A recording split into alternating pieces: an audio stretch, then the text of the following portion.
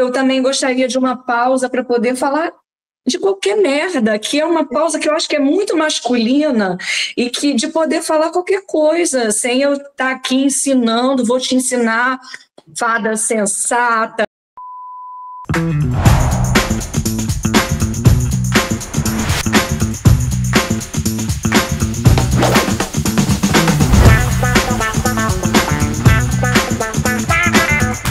Boa noite, minha querida Pietra Príncipe. Boa noite. Tudo bem, querida? Tudo bem. Tudo. Eu pensei da gente começar esse nosso primeiro programa contando para quem aparecer por aqui desavisado o que a gente está fazendo aqui. E aí, eu vou resumir e aí você também fala a tua... Como é que a gente veio parar nessa enrascada aqui que a gente se meteu? Eu vou falar, já vou começar polemizando já, porque eu não tenho... Ai, meu Deus, tá bom, lá vem. Não, assim, primeira coisa é que eu não tô no meu figurino analista de política, embora, eventualmente, se a gente tiver vontade de falar de política, a gente vai falar de política, não é isso? Sim, mas é só se ter vontade, né? Pode ter vontade. Mas eu acho que você precisa relaxar um pouco, não é isso? Então, aí, olha só como eu sou subversiva. Uma vez... Tirou até o óculos. Não, tirei o óculos, porque não estou lendo nada. E uma vez, num programa que a gente tinha, que era o Mesa do Meio, que é antes do Central Meio, que agora é a nossa live diária, o Christian Lynch, que é nosso colunista, botou um esquinho na xícara do meio e bebeu escondido. E o Pedro, eu brinquei com o Pedro, falei, eu também quero. Aí ele falou assim, não senhora, você está na lista política, tem que estar sóbria e séria. Uhum. Então, com você, no nosso cantinho do Dou-lhe Duas, eu me dei o direito de me servir um whiskinho, mas eu também estou com a xicrinha do meio com água. Com água. Água. Porque afinal... como é que é aquele meme lá do Medo e Delírio em Brasília? É um pouco salada e um pouco drogas, né? Então, nem tanto ao céu, nem tanto ao mar, ou algo assim. Enfim. A gente vai alternando. Mas eu estou muito feliz da gente começar esse nosso papo e esse programa semanal, porque é um espaço para a gente bater papos, duas mulheres que têm trajetórias muito diferentes, mas muitos pontos em comum.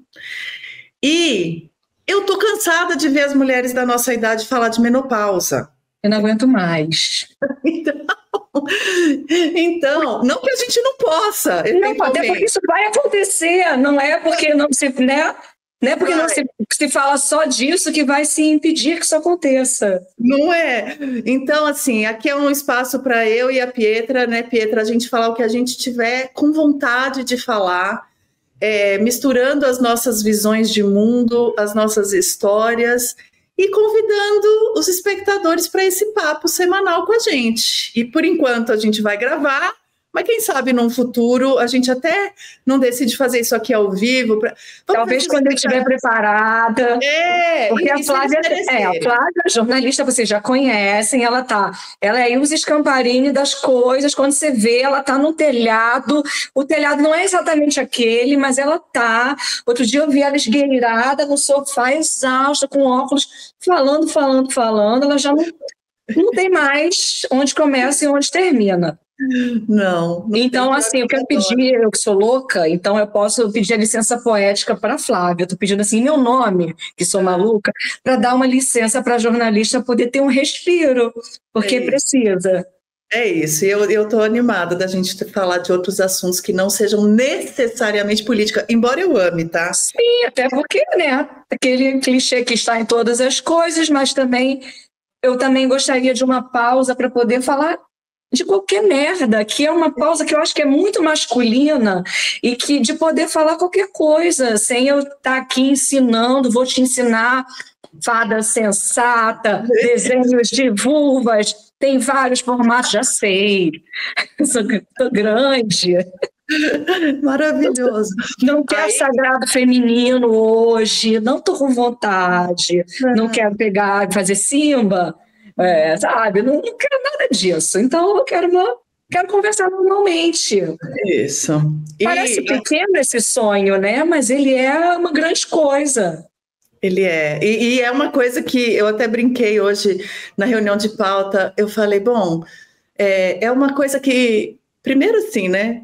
Tem muito podcast no mundo, muito videocast no mundo. Aí eu brinquei, falei, por que você está fazendo mais o Doule Duas? Porque eu achei que estava pouco. Então eu decidi botar mais um conteúdo no mundo, como se já não bastasse. Mas também tem muito podcast de homem. Muito. Né? Muito. É muito MDF, microfone, mindset. Isso. Tá demais. Vamos. Aí, Pietra, hoje no Central, quando eu estava fazendo propaganda do nosso programa, que ia estrear, que ia estrear, né? Porque a hora que a gente estiver no ar, isso já estreou, já está estreando, né? Uhum. Eu fui te apresentar para o nosso público que eventualmente não te conheça e te definir assim, aí você vê se cabe, porque é difícil a gente te definir. Mas eu falei, não, é um programa que eu vou fazer com a Pietra Príncipe, que é uma multiartista, que tem uma trajetória de arte erótica, mas que mistura, por isso que é multi, com vários outros olhares e formatos e histórias e coisas, tanto no audiovisual, quanto na escrita, quanto na pintura. E foi assim que eu consegui te definir. Eu acho que eu sou eu acho que eu conto histórias mesmo com a minha vida. Parece muito pretensioso, e na verdade não, é muito simplório. Eu vou vivendo e eu vou costurando, e conquanto eu revejo a minha trajetória, eu penso que sempre esteve nisso, né? Eu tive milhões de trabalhos diferentes, mas todos eles estavam no artístico, eu não tive para onde fugir, não foi uma escolha, não tinha ninguém ali dizendo, não, você vai ser atriz da Globo, você vai ser... Não é, tudo foi se construindo, coisa por coisa, e aqui estou. E aqui permaneço por muito tempo. Já tentei fugir da arte, mas não tem jeito. Porque tá nisso. Eu conto histórias. Eu me comunico. Às vezes estranhamente, mas eu me comunico. Eu acho, bom, para quem não conhece a história da nossa amizade, ela nasceu profissionalmente, né, Pietra? Foi numa entrevista. Muito pontual, né? Sempre. Em momentos, a Flávia apareceu em momentos muito pontuais da minha vida. Quando eu estava para fazer 40 anos, e eu estava morando no Brasil, e sempre morei no Brasil, sou carioca, e sempre vivi no Rio, e estava vindo para cá. E a Flávia fez uma entrevista comigo sobre o meu OnlyFans. E isso abrangeu tantos outros assuntos, que foi uma entrevista muito boa, que ela é até fechada no meio. Ela era. Deixa eu aproveitar e fazer propaganda, então. Mas ela, hoje em dia, já dá para ler ela no. Não, mas aí a pessoa assina, né? A pessoa propaganda é para assinar. Sim.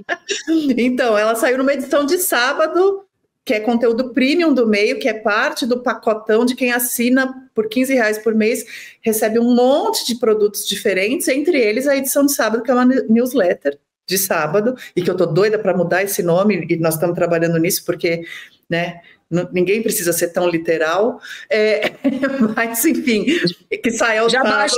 Já basta aqui. Já basta Portugal inteiro, mas enfim, é parte da nossa herança ser tão literal, mas eu estou trabalhando, eu e o Pedro, a gente está conversando disso já tem algum tempo, de mudar esse nome. Mas enfim, e aí foi uma entrevista que saiu na edição de sábado, mas continua, te interrompi. E que foi muito legal, porque entre uma coisa e outra que eu contei da minha vida, também noto na Flávia, pela primeira vez, a vontade de escutar. E uma vontade genuína, porque o jornalista ele trabalha muito, né? E o jornalista bom também trabalha muito, o jornalista nem tanto também. Então, eu também meio sem saco, meio sem tempo, meio sem prestar atenção, e eu fiquei muito receosa de dar essa entrevista. Só que ela acabou que aconteceu muito bem, e nisso também notei coisas da Flávia, soube que a Flávia é atriz, outros aspectos. E aí, isso levou a gente para uma outra entrevista, já 2 anos depois, que eu já estava aqui em Lisboa, que também marca uma fase da minha vida, que foi quando meu pai tinha falecido, e eu retornava pela primeira vez ao Brasil para mexer nas coisas dele pela primeira vez. Então, assim, para mim, como artista, é muito emblemático e é a primeira pessoa que age em retrospecto realmente da minha obra, porque eu sei que parece muito pretensioso, mas na verdade não é. Eu estou nisso tudo há muito tempo. Então, E essa entrevista que foi em vídeo, essa sim, não precisa ser assinante. Sim. Tá gratuita, tá no canal do Meio. É uma entrevista maravilhosa que eu amo muito e que a gente se divertiu demais fazendo, inclusive. Mas, Pietra, você sabia? Vou começar aqui a contar coisas, porque esse programa vai ter essa característica de a gente até combina alguns assuntos antes, mas a gente combinou principalmente de ser muito livre e deixar um assunto ir puxando o outro, né? E você sabe que entre as coisas que eu já fiz como artista, meu lado atriz está, eu ia dizer aposentado, mas ele não está aposentado, ele está nem reduzido. É verdade, que eu te vejo e falo assim, aqui foi atriz. Isso, então. Mas uma das coisas que eu fiz como atriz, inclusive, e que nos aproxima em alguns pontos de linguagem, foi que eu posava nua. Posava nua? Eu posava nua em Londres. Da história da lente azul? Hã? Da história da lente azul? Essa é outra história. Não, essa é outra história. Essa história então teremos. Eu não estou pronta para contar essa aí ainda. Vamos aos poucos. Não, mas quando eu morei em Londres 2 anos estudando teatro lá. Na escola de um grande mestre de teatro chamado Philippe Gaulier, que é francês, mas naquela época dava aula em Londres. Hoje ele voltou, já tem uns anos para Paris. E aí eu precisava fazer dinheiro, né? Porque para quem não conhece a minha história, eu não sou exatamente de uma família rica, eu sou de uma família emergente. Então, meus pais foram bastante pobres, nunca passaram fome, mas foram bastante pobres e foram construindo a vida e tal. E aí minha mãe veio do interior para São Paulo, meu pai nasceu aqui, mas foram aos poucos construindo a vida. Resumo, fui para Londres sem ter grana, né? Então meus pais me bancaram lindamente o estudo. Ai, que Patrícia, foi... mas eu precisava ajudar a complementar. Sim, não, você precisava se virar, claro, mas eles já deram ali um empurrão. Super, não, gastaram dinheiro que tinha e que não tinha para fazer. Imagino, Londres é uma loucura, eu nunca nem fui. Nunca nem foi. Ai, não, ainda não, mas eu pretendo esse ano. Vamos chegar lá. Mas aí só para eu concluir esse pedaço da história. Daí, menina, o que eu fazia? Eu era garçonete, fui garçonete um tempão. Mas não tinha nenhum talento, porque eu não tenho coordenação motora, então eu derrubava. Tem sim, que você dançou na sessão de foto. Não, eu sei dançar, mas eu não tenho coordenação manual. Tá. E aí? Só que o dinheiro de garçonete, de coisa, era muito pouco. E aí uma amiga minha da escola de teatro me falou, por que você não vai posar? Porque assim, paga uma grana boa para artista plástico, é uma coisa super... E eu tinha 18 anos, então tinha uma preocupação também de não me meter numa enrascada muito grande. Então, ela falou, não, assim, é escola de arte. Porque eu fiz faculdade de moda e eu pintava as pessoas, desenhava as pessoas lá nuas, é tipo isso. É aquela sala que ficam as pessoas com os canvas e pagava super bem, e eu era obesa. E aí, eles gostavam de modelo obesa. É muito incrível para desenhar. Porque treina as curvas, porque faz, né? Muito incrível. E aí, menina, como a gente tinha treinamento de teatro, a gente conseguia ficar muito tempo na mesma pose, que é algo que nem todo modelo consegue. Nossa! Você tem que ter um treinamento de expressão corporal, de sustentação. Totalmente. E tal.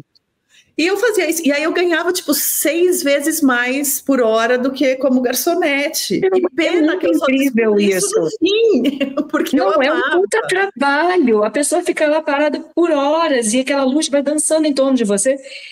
E cada dedinho dói, cada coisa, porque mesmo hoje que eu vivo posando, eu sei o preparo físico que requer.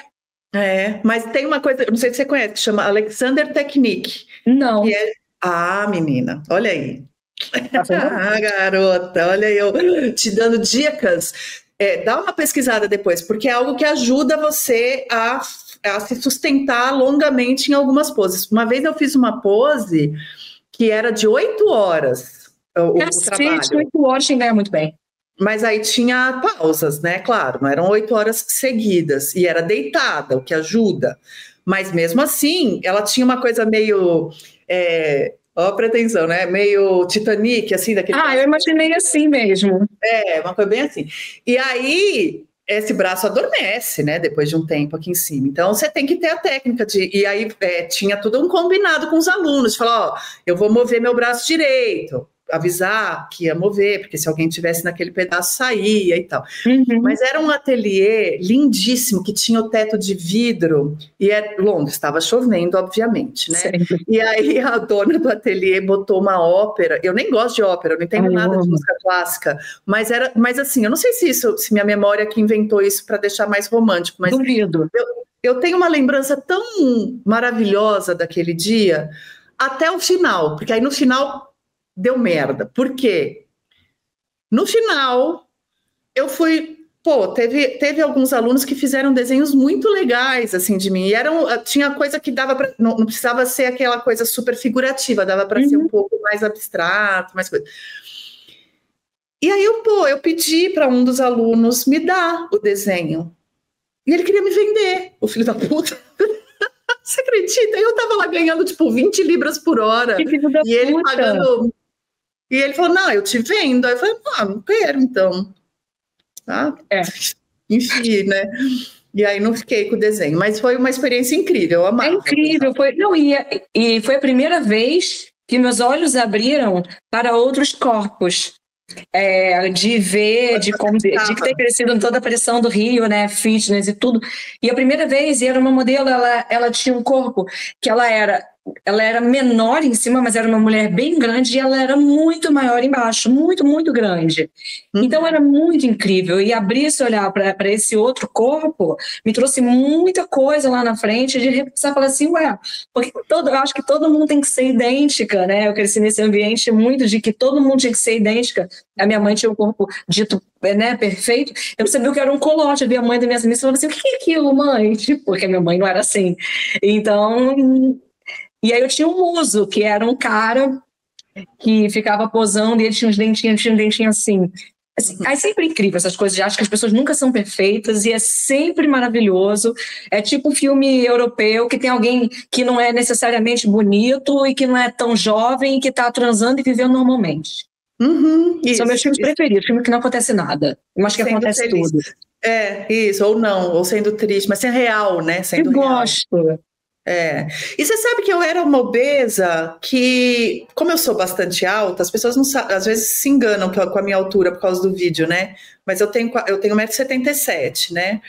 E eu sempre fui uma gorda bem distribuída, não era, né? Então, assim, eu ainda tinha curva. Então, por isso que os artistas gostavam de me chamar.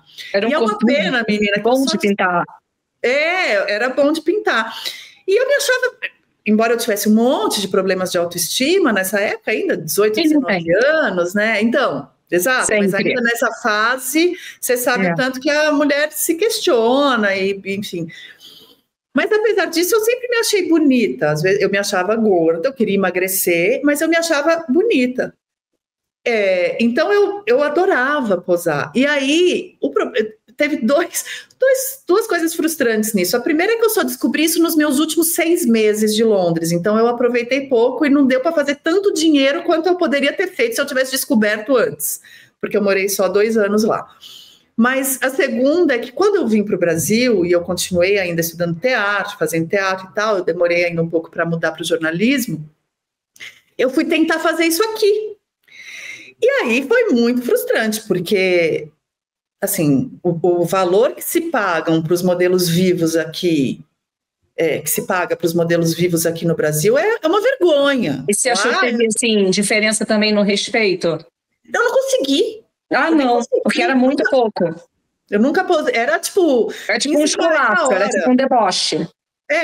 era simbólico, era tipo, lá eu pagava a passagem de ônibus, sabe? Não, sacanagem, Isso sim é sacanagem, não posar nu. Exato, não. Mas é uma coisa, e é curioso também, Pedro, quero te ouvir sobre isso, porque eu estou sentindo que eu estou falando demais, mas não estou acostumada a falar tanto eu de mim mesma, né? Mas eu queria te ouvir sobre isso também. É curioso isso, porque eu nunca tive pudor com nudez. Eu tenho. Nunca. Olha que engraçado. E você sabe por que eu nunca tive? Eu quero te ouvir, mas eu vou te contar por que eu nunca tive, e de repente a tua história do porquê que você tem pode ser um contraponto. Porque na minha casa isso nunca foi um tabu. A minha avó materna era desquitada, né, que era o termo que se usava. Era o termo. Para quem chegou aqui e nasceu depois dos anos 80, depois de 90, era uma grande coisa ser desquitada, você não podia brincar com seus amigos. Ela era desquitada, ela era presbiteriana, ou seja, evangélica, né, de uma linha super tradicional, mas ela não tinha pudor com nudez. Então eu lembro que eu e minha irmã, crianças, a gente falava assim: vó, você tá andando pelada aqui, vamos ver. Pelada assim, não é que ela ficava nua o dia inteiro, mas sabe, saiu do banho e tá indo pro quarto se arrumar sem a toalha enrolada, uma coisa assim, né? E aí a gente falava: vó, alguém pode te ver pela janela, alguma coisa assim. Aí ela tinha uma frase maravilhosa que era assim: quem nunca viu não sabe o que é, e quem já viu não estranha. E isso ficou incutido na minha mente. Eu fui depois fazer teatro, e no teatro é um ambiente muito livre, que também não se tem muita restrição com pudor, com nudez. E até hoje, eu sou uma pessoa muito tranquila, que se eu precisar me trocar na frente de qualquer pessoa, eu me troco, e não vejo malícia. Como é que é a tua história? Mas porque não é, para mim, é o inverso. Eu fui criada no catolicismo e, ao mesmo tempo, com uma mãe sempre de biquíni, que acaba que é um tema que virou para mim muito, e tudo muito praia, tudo muito a erótica do biquíni, tudo muito erótico, muito assim, um hobby, uma coisa, muito... Tipo, tanto que eu era criança, eu queria ser ou astronauta ou dançarina do Gugu. E eu queria, ou do Miele, era o meu sonho com 5 anos. Aí eu pedi para comprar uma uva para botar, minha mãe deixou. E aí lá fui eu para a praia toda feliz, tipo, Miss Sunshine, tipo, 4, 5 anos. Então, para mim, já era uma outra coisa. Mas não era, tipo, porque as pessoas adoram falar malícia como se o sexo fosse malícia, né? Mas não era sexual no sentido de nada disso. Eu só estava, tipo, expressando ali cor. Era, ai, que lindo, amei. E eu tinha muita vergonha eu pensava assim, não, isso aqui é meu. E eu cresci, por mais que eu cresci num ambiente que eu fui muito deixada de lado e tal. Eu tive uma infância muito complicada, que só ao longo do tempo, isso é um assunto público até, mas e muito reprimida pela família do meu pai, né, muito católico. No meu colégio não, era católico, mas era... Então, era um lance meio... Não pode. Isso aqui tem que esconder. Então, eu era meio assim, travada. E eu era... E eu ainda sou. Tanto que isso é uma coisa, para mim, tão íntima. Você vê que eu poso rua, mas é uma coisa que me deixa tão nervosa, o olhar masculino, porque o Rio é um olhar muito forte masculino. Ninguém quer saber se você é muito nova ou se você... Sabe, a coisa é muito forte, e eu acho que no mundo que eu me antecipo. Quando eu poso nua, eu mesma, depois de ter posado para todos os fotógrafos, em todas as épocas de TV e tudo, eu sempre odiei e continuo odiando. E eu poso para mim porque eu tenho controle. Então, eu me antecipo aquilo que eu acho que possam passar por cima do meu limite. Eu posso fazer a pose que for, eu não tenho pudor nenhum. Mas quando eu controlo a cena. E é muito engraçado porque eu acho... As pessoas têm uma fantasia minha de que eu sou muito exibicionista. Eu sou, mas é um exibicionista controlado. Eu sou muito mais voyeur do que exibicionista, propriamente dito. Tanto que eu tenho muitas séries chamadas self-voyeur, porque sou eu mesmo que faço. Eu acho isso muito fascinante. Até era um dos tópicos que a gente tinha separado para falar aqui, e que talvez a gente nem vai explorar tão a fundo hoje, porque a gente acabou enveredando por outros caminhos. Mas eu que acompanho o teu trabalho já desde que a gente se conhece,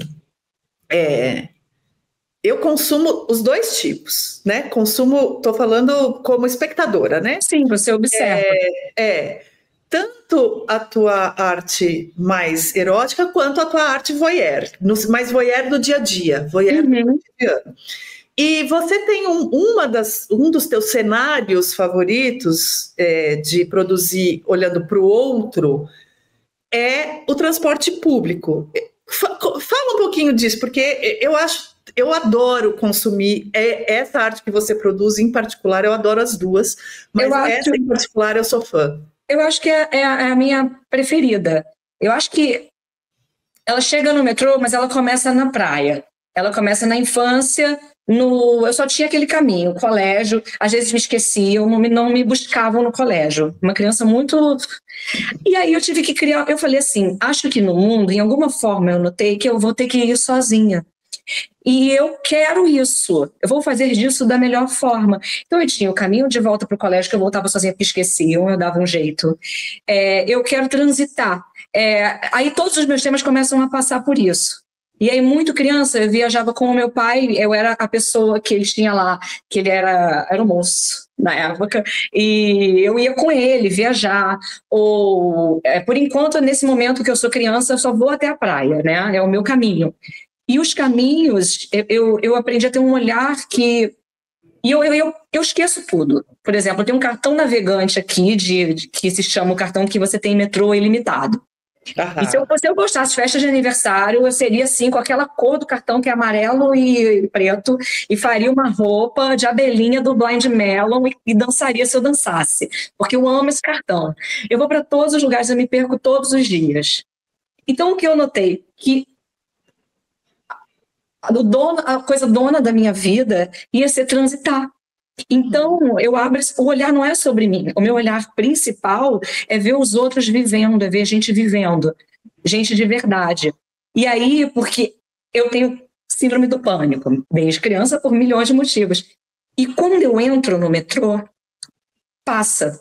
Então, a primeira coisa que eu faço, que eu aprendi como um antídoto, é entrar no metrô justamente naquela confusão. Que pensa assim, no metrô não estou sendo vista, eu que sou muito vista. No metrô não sou nada, não tenho importância, e eu adoro isso. Eu posso te falar uma coisa? Pode. Você vai amar o metrô de Londres. Boa. Você sabe que ele é emblemático, né? Porque ele tem Mind the Gap e tem um mapa e tal. Então, ele virou meio souvenir, né? Quem vai para Londres compra o mapa do metrô e tal, porque ele é uma parte muito um mapa físico mesmo. E você vai amar o metrô de Londres, sabe por quê? O metrô de Londres, se você gosta tanto de ficar invisível no metrô, eu brincava que, olha, o metrô de Londres é um lugar que, pro bem e pro mal, você fica invisível. Invisível. Se você tiver um piripaque, é capaz que ninguém perceba. Se você sair nua no metrô, ninguém vai perceber. Eu adoro. Você for com o seu cachorro, se você... Nova York tem um pouco isso, mas eu acho o de Londres ainda mais assim. E tinha uma coisa que eu não sei como é que está hoje, porque já faz alguns anos que eu não vou para lá, que eram os livros. O inglês lê muito. E ele lia muito, pelo menos, no metrô. Não sei se hoje isso migrou para o celular. Mas então, os ingleses entravam no metrô, enfiavam a cara no livro, e assim, as interações eram bizarras, porque elas eram só um despertar breve para fora da cara no livro, sabe? Isso é muito incrível, tá? Cada um no seu universo, só que eu tô sempre no deles, então eu tô sempre ligada nesse canal. E aí que eu me perco a estação. E eu amo isso, amo. De Metrô Rio a Metrô São Paulo, aqui, olha, eu vou dando nome para cada metrô, eu já sei cada azulejo, eu já sei cada pessoa que passa, eu já sei os motoristas todos. Fala pro espectador aqui onde? Fala onde é que você tá. Oi? Fala para o espectador aqui. Eu moro em Lisboa. Moro em Lisboa. Há quanto tempo? Moro no centro de Lisboa, então, assim, todos os dias eu estou fazendo no metrô, indo para um lado e para o outro. Qualquer coisinha é um metrô. Já vou com meu cartão navegante e vou-me embora. Há quanto tempo você está morando aí? 3 anos. Boa. E só para quem está chegando aqui pela primeira vez, é por isso que a gente escolheu esse formatinho Remoto. Primeiro que é remoto, porque não tinha alternativa, mas eu brinquei com a Pietra, eu falei, e se a gente fizesse um formato de quase um resgate do que de bom a pandemia promoveu no mundo, que é essa possibilidade de bate-papos de amigas que se adoram, cada uma na sua casa, quase como se fosse um happy hour ou um confessionário ou um simples bate-papo, enfim, mas entre duas pessoas que estão longe, mas que querem se manter conversando. Então é por isso que tem esse formatinho aqui. Mas o metrô de Portugal, de Lisboa, ele tem alguma coisa que é só aí que você viu? Acho que não. Eu acho uma versão do Rio. Eu acho que eu vim parar aqui porque ele era familiar de alguma forma, e aqui eu fui me descobrindo assim, bem portuguesa, não com direito à cidadania, mas que a maluquice da minha família era muito portuguesa.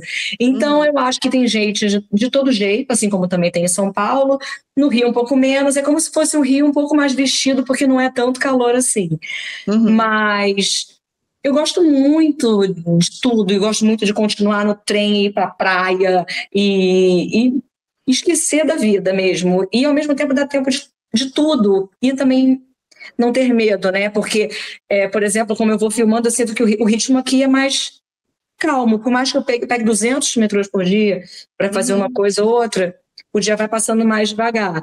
Tanto que até na minha fotografia, nas coisas que eu estou filmando dia a dia, que, por exemplo, quem consome normalmente num story que seja, aqui é mais longo. No Rio, o ritmo muda. Ele já entra numa outra pancada, mas é porque o telefone não pode estar à mostra, eu não posso, né, toma aqui meu telefone. Mas mesmo assim, eu ouso ir, porque é justamente, talvez estar aqui falando com você, para mim tenha um pouco disso, porque eu sei que alguém pode chegar aqui e falar assim, o que essas duas mulheres estão falando? Porque todo mundo está acostumado com homens muito falando, mas duas mulheres com temas realmente que não sejam para mulheres, talvez seja uma coisa que choque. Então, talvez eu tenha vindo para cá um pouco para isso, para falar de coisas muito bestas, para esse metrô muito prosaico também, e que ao mesmo tempo tem tudo, e cada estação é de um jeito. Tem uma que parece que foi o Hans Donner que fez, tem uns unicórnios, horrorosa. Tem outra com sabe, eu quero ver coisa feia, incrível, eu quero ver pastel com ovo, saindo, tudo de ovo, eu nem como coisas de ovo. Então eu acho que é isso. Eu gosto de transportes, também gosto de ônibus-leito. Você gosta de viajar como? Eu viajo muito de avião e odeio, mas eu superei meu medo. Odeio o trâmite. Não, eu odeio tudo. Odeia tudo? Tudo que diz respeito ao avião, tudo.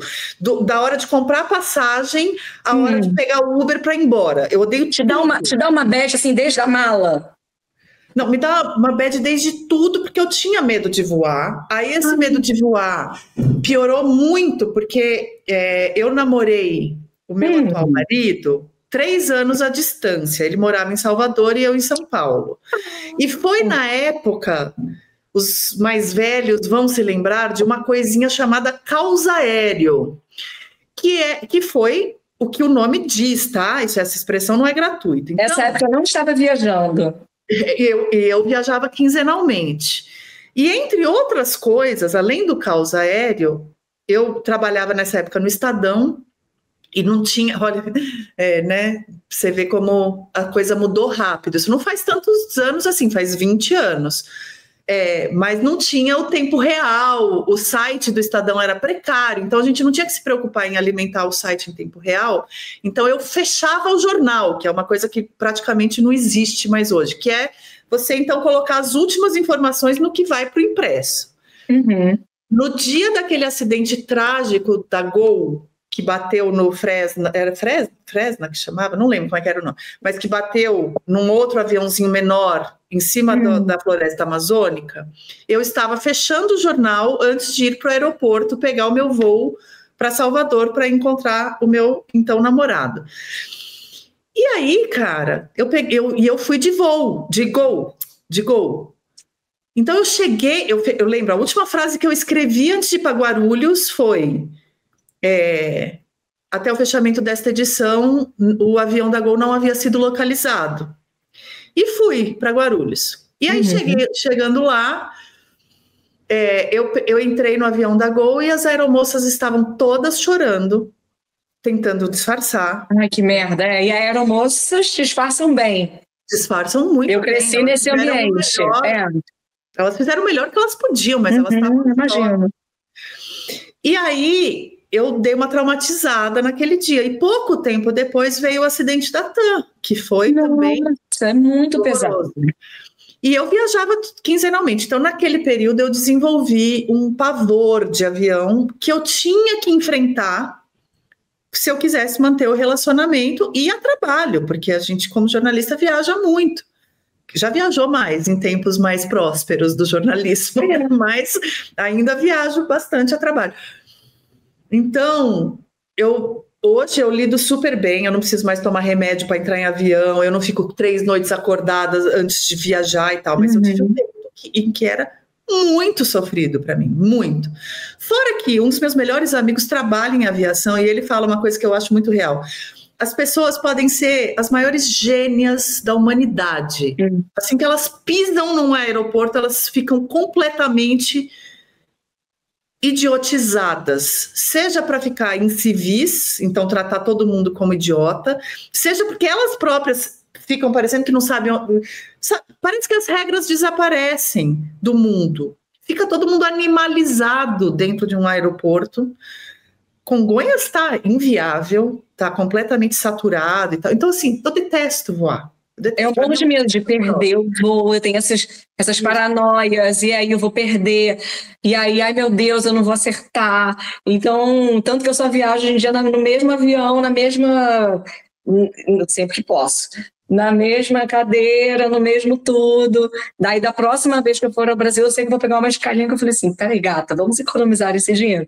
Aí eu já tô nervosa desde já tô tipo... e então aí, em algum momento, no Brasil, eu parei de viajar de avião porque o trâmite me causava muito estresse. E eu não sei que cara é essa de junk que eu devo ter, de sei lá de quê, de traficantezinha de Barbie do tráfico, que toda vez eu sou revistada. Não tem uma vez que não tem uma vez. Eu vou de Ryanair, que é o daqui para Sevilha, e aí toda vez, sei lá, para ver se tem exclusivo, eu falo, gente, toma. Realmente é muito privilégio não me sentir assim tão ofendida, mas, porra, toda vez. Não sei o que é, só marcada para morrer. E aí eu já falo, que saco. Podia estar indo de tudo que eu puder fazer de ônibus, eu faço. E o melhor transporte do mundo para mim é ônibus leito do Brasil, leito cama, que você vai dormindo, ganham até um Mirabel, sei lá qual é o nome que é o Mirabel agora, e vou-me embora. E eu adoro aquilo. Só que eu não dirijo. Eu não sei dirigir. Morro de medo. Tenho pavor. Olha, eu acho que você deixou um bom gancho para o nosso próximo episódio, viu? Porque eu acho que esse assunto transporte, ele vai nos render uns 4 ou 5 episódios, porque eu amo dirigir. E olha, você ama dirigir? Amo dirigir. E sou pilota para um caramba. Eu dirijo muito bem. Você dirige, gosta de futebol. Você é toda com amiga dos garotos. E ao mesmo tempo sou uma dama. Você é uma dama mesmo. Um assunto mulieribus, como diz no latim, entre mulheres e sobre transportes, e assim vamos. Essa é a menina católica que não tem como sair de mim, que loucura. E tem pudor, e a outra também, que não tem, que posa nua. Então, surpresas. Eu também vim de colégio católico e nós vamos falar mais disso. Vamos já deixar aqui o nosso convite para quem nos assistiu, para quem está chegando ao meio, ou para quem não faz nem ideia do que seja meio, chegou aqui porque viu 2 mulheres interessantes conversando. Volta quinta que vem, porque a gente vai estar aqui de novo. O espírito vai ser sempre esse. Deixem os comentários de vocês. Todo comentário é bacana, porque ajuda a gente tem que ver se a gente vai querer levar em conta os construtivos, nós vamos sempre levar em conta. Senão a gente também vai ignorar, que a gente vai também ter o nosso momento Suzana Vieira. O que for destrutivo, a gente vai simplesmente ignorar, e o que for construtivo, a gente vai considerar, mas não necessariamente incorporar. Mas, assim, de verdade, eu acho que pode ser bem legal. De repente, as pessoas dão um feedback, falam, por que vocês não falam de tal assunto e tal? E como aqui é muito livre, esses assuntos, essas sugestões vão ser sempre muito, muito bem-vindas. Sim, tenham paciência, estamos só começando. Sou criança, não entendo nada.